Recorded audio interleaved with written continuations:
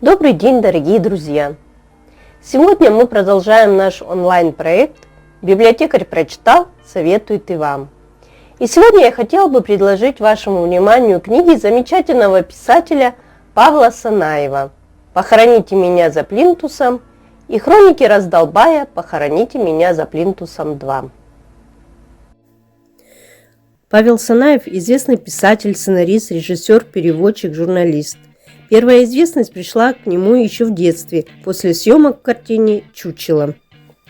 Вопреки выражению «природа отдыхает на детях гениев», особенно если эти дети являются продолжателями творческой династии в третьем поколении, Павел Санаев является талантливым и очень разносторонним человеком. Начав сниматься еще в детстве, повзрослев, он перешел к написанию сценариев, переводов иностранных лент 90-х годов и литературную деятельность. Кто знает, что получилось бы из этого мальчика, не окажись рядом отчим, известный артист Ролан Быков, который привил юному дарованию навык излагать свои мысли вдохновенно, писать о том, что близко сердцу. Самый популярный литературный труд Санаева – автобиографическая книга «Похороните меня за плинтусом». Это повесть о 9-летнем мальчике Саше Савельеве, который живет у бабушки с дедушкой. Мальчик мечется между любимой мамой и бабушкой-тираном. Бабушка не доверяет воспитанию ребенка своей дочери, а она ненавидит и осуждает ее, считая беспутной. Ведь дочь нашла нового мужа, карлика-кровопийцу, и ей, по мнению бабушки, наплевать на ребенка. С первой главы ты попадаешь в странный, даже страшный мир, показанный глазами ребенка. Ужасное поведение бабушки, как позже выясняется, психически больной женщины, которая потеряла горячо любимого маленького сына во время Великой Отечественной войны. Запуганный мальчик, несчастная измученная мать, а между тем сколько любви. Как любит бабушка своего внука, который ей заменил ее сына. Она ничего не видит, кроме него, она дает ему всю себя. Она жутко боится его болезни, боится еще раз потерять малыша. Только вот из-за болезни бабушка выражает свою любовь странным образом.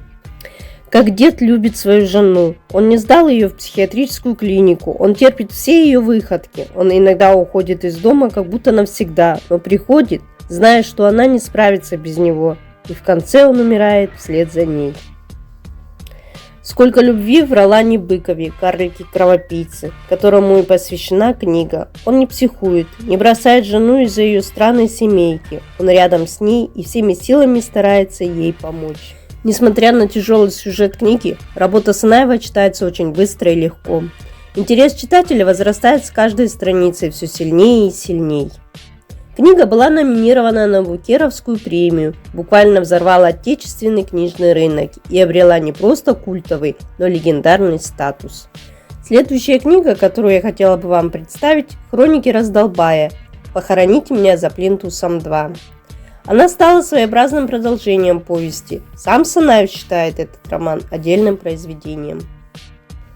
Это совершенно другая история о совершенно другом мальчике. Точнее, о парнишке, который вступает в самостоятельную жизнь. Книга о нравственных метаниях, поиске себя и своего места в жизни в условиях перестройки, а позже и развала СССР. Раздолбай – молодой парень, грезящий девушками и деньгами.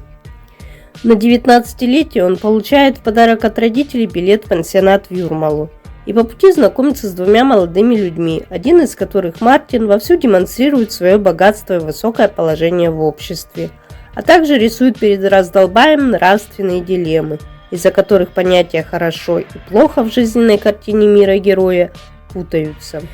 Позже в Юрмале раздолбай знакомится с компанией других ребят, и среди них он встречает красавицу Диану, из-за которой его сердце на миг перестает биться. В попытке завоевать девушку герой начинает свой путь в поисках Бога, во время которого ведет беседы у себя в голове, давая установки типа «если Диана будет моей, значит Бог есть». Параллельно с этим Мартин, ярый противник религии, убеждает раздолбая, что Бога нет. После распада СССР перед раздолбаем встает новая проблема – кем быть и работать дальше. Ведь денег нет. Ему отчаянно хочется ездить на дорогих машинах и обнимать прекрасных моделей, но он человек совсем другого сорта, и ничего подобного в жизни ему не светит. Наверное, самое притягательное в романе предельная искренность главного героя, и этой искренностью он делится с нами. Книга откровенная, и каждый может найти то, что хотел сам себе когда-то доказать, а может и забыть на самой дальней полке своего сознания. Прочитав книги Павла Санаева, я с уверенностью могу сказать, что они мне очень понравились, так как актуальны и сегодня, хоть были написаны в начале 2000-х. Иногда, безмерно опекая и любя, мы не замечаем, как делаем больно родному человеку. Наша любовь перерастает в тиранию. Ну а что касается раздолбайства, оно было и будет во все времена. Опять же, гиперопека делает из наших детей раздолбаев. Они не знают, кем быть и что делать. Роман «Хроники раздолбая. Похороните меня за плинтусом 2» особенно рекомендую молодым. Откройте для себя моральные ценности и поймете, что надо себя искать. Пусть лучше жизнь проходит в поиске себя, чем в просиживании около компа.